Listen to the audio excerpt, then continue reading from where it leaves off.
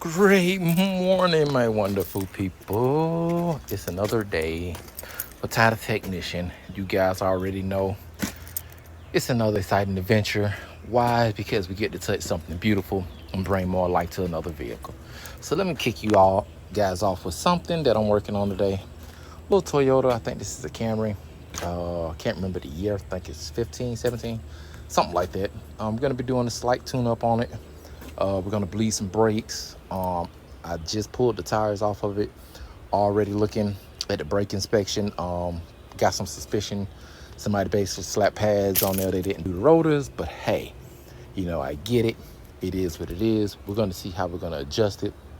But one of the things that I already noticed and pointed out on the car, they asked me to change the brake fluid. So I'm like, okay, cool.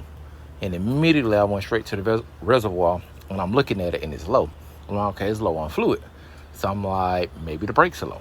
Well, I looked at the brakes, all new pads, but no rotors. So that lets me know somebody did half the job, half the theory. We're going to keep it moving. What I am going to do, though, is bleed it, put fresh fluid in it, get the pressure back up, and then notify them about the rotors and see what they want to do. And we're gonna go from there. But I give you guys a glimpse of what I'm dealing with. So if you can look, see where that fluid is at. See this, the line that says max. Now normally this fluid is low when your brakes are low. So once you put new brakes on there, that fluid will shoot up. A lot of people will add fluid when your brakes are low. And then when your brakes get changed, the fluid is all the way up here and it's overflowing.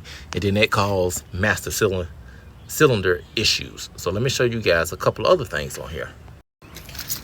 So the other thing I noticed, if you guys remember, I did some struts. I want to say on this same, not this particular vehicle, but one like it. The other day I did the front struts in the rain.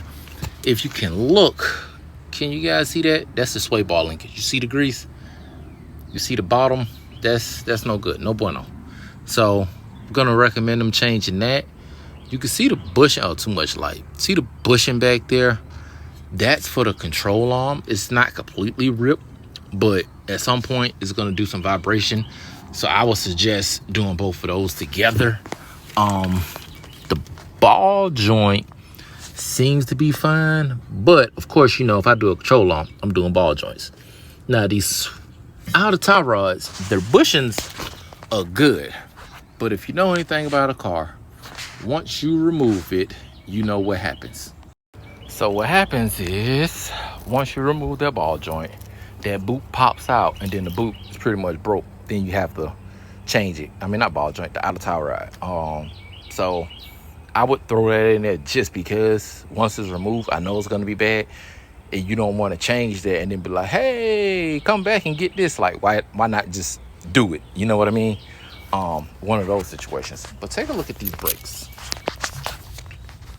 That is some pretty thick pad in there.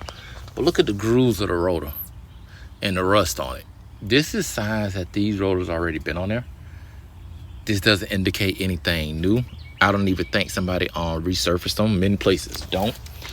I know I don't for obvious other reasons. Now, the ones on the back, I'm not 100% sure.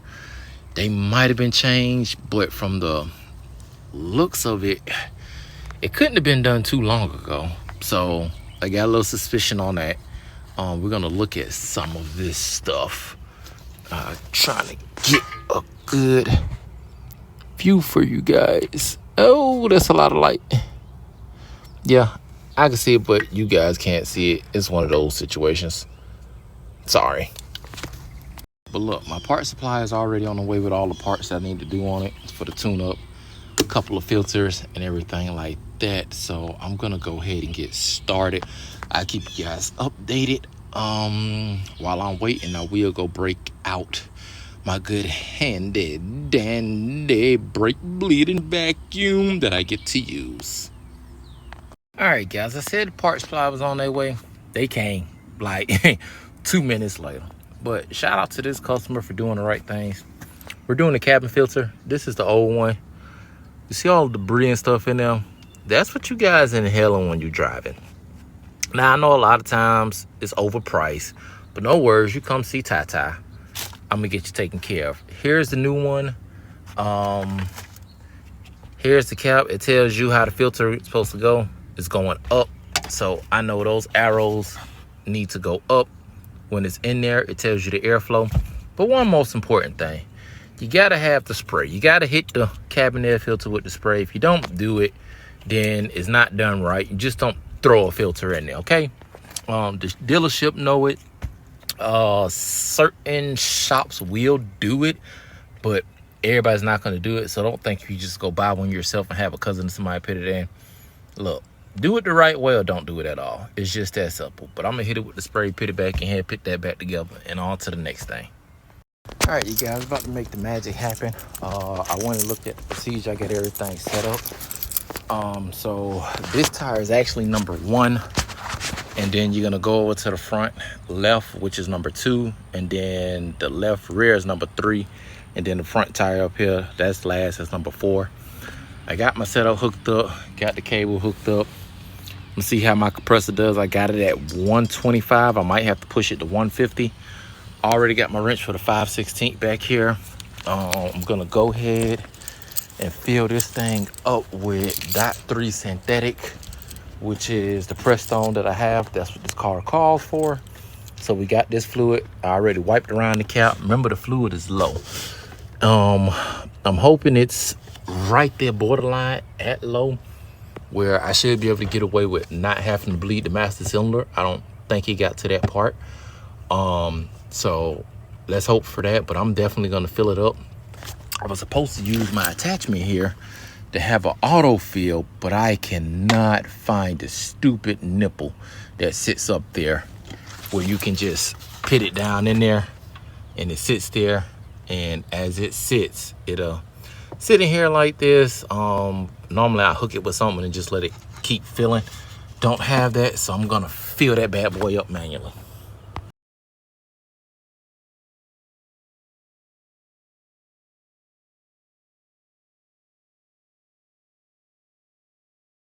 All right, you guys, so the ball is rolling. I'm on the last tire. I don't bled them all. This side, that side, I'm on the last one. The compressor is loud, so I'm trying not to get close. I overfilled the reservoir on this last one, again, because I can't find the thing to this. So I overfilled it. I'm gonna let it get all the way down to the minimum, and then I'm gonna cut it off, top it off, add just a little bit to it, and then I'm gonna get in, pump them up, make sure everything works, everything check out.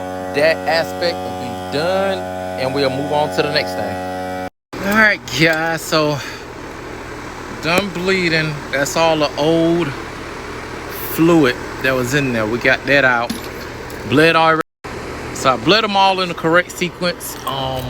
Started with number 1 in the back, 2 up front, 3 in the rear, the right front one, which was interesting because when I got the bleed in this one bled the fastest. Like, fluid was flowing. So all the air pockets out of most of them. Got the air pockets out. I just crunked it up. Just went on to hit the brake. We got brake power. This is the fluid level. As you can see, I'm gonna add a little bit, top it off, get it full where it needs to be, and we're gonna go from there. At some point, I'm probably gonna get this customer to bring it back to me so I can do this low control on, because again, you see the bushing. I mean, it's not broke, but it's starting to wear. When I go to hit the brakes with the car off the ground like this, you can feel it on this side as if it's slapping. So, you know, we're gonna do that on the front end, and then probably do some brakes and rotors. Probably could just do rotors. The pads are honestly good, but I don't know what kind of pads they are. I don't want to compromise the integrity of new rotors on it, so we'll probably do that as well. I'll let them know, keep them updated, but for now we're gonna go ahead and put these tires back on it, torque them down, put the car back on the ground, go ahead and do the tune-up, put this new air filter in, call the customer, let them know they're ready for pickup. All right, guys, let me give y'all an update. So we're doing the tune-up, and First thing I noticed, you see those rubber pieces? That's the seal that goes around the coil packs, which are these. But notice this the other part. So either somebody replaced them before and doubled them up, or they didn't do right and it melted. Either way, those got to come off. That's not right. Next thing is, notice the plugs that come out of here. These are the Denzo's original plugs. How do you know that, Ty? Well, let me show you guys. Get one out. This the one I got that I bought. Got 4 plugs on them. Let me take that out so this plastic don't drop down the motor or nothing. And would you look at that, Ty? See the JJ.